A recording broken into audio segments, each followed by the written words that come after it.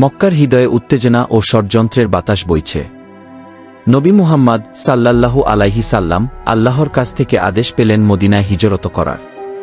মক্কার নেতারা যখন তার বিরুদ্ধে ষড়যন্ত্রে লিপ্ত, সেই রাত ছিল কৌশলগত পরিকল্পনার। আলী রাদিয়াল্লাহু আনহু নবীর জায়গায় অবস্থান নেন, আর নবী মুহাম্মদ সাল্লাল্লাহু আলাইহি সাল্লাম অবিশ্বাসীদের চোখে ধুলা দিয়ে রওনা হন। এই হিজরত ইসলামের ইতিহাসের একটি গুরুত্বপূর্ণ অধ্যায়ের সূচনা। আল্লাহর নির্দেশ অনুসরণ করে নবী মুহাম্মদ সাল্লাল্লাহু আলাইহি সাল্লাম মদিনার পথে যাত্রা করেন, যা ছিল বিপদসংকুল ও কৌশলপূর্ণ। আলী রাদিয়াল্লাহু আনহু সেই রাতের সাহসী চরিত্র, যিনি আত্মত্যাগের দৃষ্টান্ত স্থাপন করেন। প্রতিটি পদক্ষেপে ছিল বিশ্বাস এবং আল্লাহর প্রতি অগাধ আস্থা। এই ভ্রমণ শুধু শারীরিক স্থানান্তর নয়, বরং সত্য ও বিশ্বাসের নতুন যাত্রার সূচনা। আলী রাদিয়াল্লাহু আনহু এবং অন্যান্য সাহাবীদের অবদান অপরিসীম।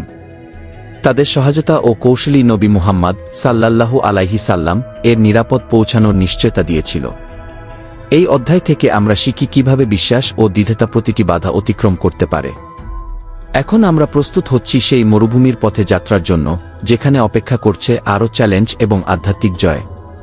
মহানবী মুহাম্মদ সাল্লাল্লাহু আলাইহি সাল্লাম এবং তার বিশ্বস্ত সঙ্গী আবু বকর মরুভূমির বিপদসংকুল পথে যাত্রা শুরু করেন। এই যাত্রা ছিল দুঃসাহসিক অভিযান, যেখানে প্রতিটি পদক্ষেপে তাদের ধৈর্যের পরীক্ষা হয়েছিল। মরুভূমির তপ্ত বালু, প্রচণ্ড গরম এবং পানির অভাবের মতো চ্যালেঞ্জের মধ্য দিয়ে তারা এগিয়ে যান। শত্রুরা পিছু নিয়েছিল, কিন্তু আল্লাহর সাহায্যে তারা এড়িয়ে যেতে সক্ষম হন। প্রতিটি মুহূর্তে তারা আল্লাহর উপর ভরসা রেখে এগিয়ে চলেছেন, আর সেই ভরসাই তাদের সঠিক পথে পরিচালিত করেছে। এই যাত্রা শুধু শারীরিক নয়, মানসিক ও আধ্যাত্মিক পরীক্ষাও ছিল। কঠিন সময়ে আবু বকরের সাহস আর বিশ্বস্ততা নবীর পাশে দাঁড়িয়েছিল, যা এই যাত্রার একটি গুরুত্বপূর্ণ অংশ। অভিযানের প্রতিটি পদক্ষেপে ছিল অপার রহস্য, যা নবীর কৌশল এবং আল্লাহর নির্দেশনার প্রতিফলন ঘটিয়েছে। এই মরুপথের যাত্রা ছিল দুঃসাহসিক এবং চ্যালেঞ্জিং, যা ইসলামের ইতিহাসে অনন্য অধ্যায় হিসেবে বিবেচিত হয়। অভিযানের শেষে তাদের সফল আগমন ঘটবে মদিনায়, যা ইসলামের এক নতুন যুগের সূচনা করবে। মক্কায় নবী মুহাম্মদ সাল্লাল্লাহু আলাইহি সাল্লাম যখন ইসলাম প্রচার শুরু করলেন, তখন শত্রুদের দ্বারা পরিবেষ্টিত হয়ে পড়েছিলেন। আরবের বড় বড় নেতারা তার বিরুদ্ধে ষড়যন্ত্র শুরু করেন, যার মধ্যে ছিলেন আবু জাহল এবং আবু লাহাব। আল্লাহর নির্দেশে নবী মুহাম্মদ সাল্লাল্লাহু আলাইহি সাল্লাম মদিনায় হিজরত করার সিদ্ধান্ত নেন। এই কঠিন যাত্রায় তার পাশে ছিলেন বিশ্বস্ত সঙ্গী আবু বকর। আবু বকর ছিলেন তার প্রধান সহচর। তাদের কৌশলী পদক্ষেপ ও আল্লাহর উপর ভরসা এই যাত্রাকে সফল করেছিল। শত্রুদের চোখে ধুলা দিয়ে তারা রাতের আধারে মক্কা ত্যাগ করেন। আলী রাদিয়াল্লাহু আনহু এর সাহসী ভূমিকা এবং অন্যান্য সঙ্গীদের সহায়তায় এই হিজরত সফল হয়।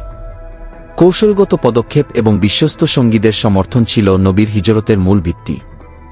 সাহস এবং বুদ্ধিমত্তা দিয়ে তারা নিজেদের রক্ষা করেছিলেন। এই ঘটনাগুলি প্রমাণ করে যে কৌশল এবং সঠিক পরিকল্পনা মানুষকে যেকোনো বিপদ থেকে রক্ষা করতে পারে। নবীর এই হিজরত ছিল ইসলামী ইতিহাসের এক গুরুত্বপূর্ণ অধ্যায়।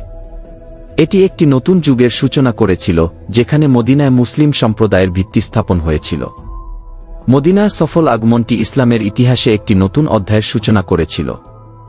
মক্কার বিপদের সম্মুখীন হয়ে প্রিয় নবী সাল্লাল্লাহু আলাইহি সাল্লাম আল্লাহর নির্দেশ মেনে মদিনায় পাড়ি জমিয়েছিলেন।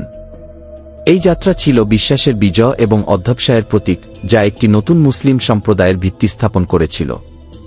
মদিনায় পৌঁছানোর পর নবী সাল্লাল্লাহু আলাইহি সাল্লাম এবং তার সঙ্গীরা শান্তির নিঃশ্বাস ফেলতে পেরেছিলেন। এটি ছিল একটি সময় যখন বিপদের মধ্যেও আল্লাহর উপর ভরসা রেখে এগিয়ে যাওয়া হয়েছিল।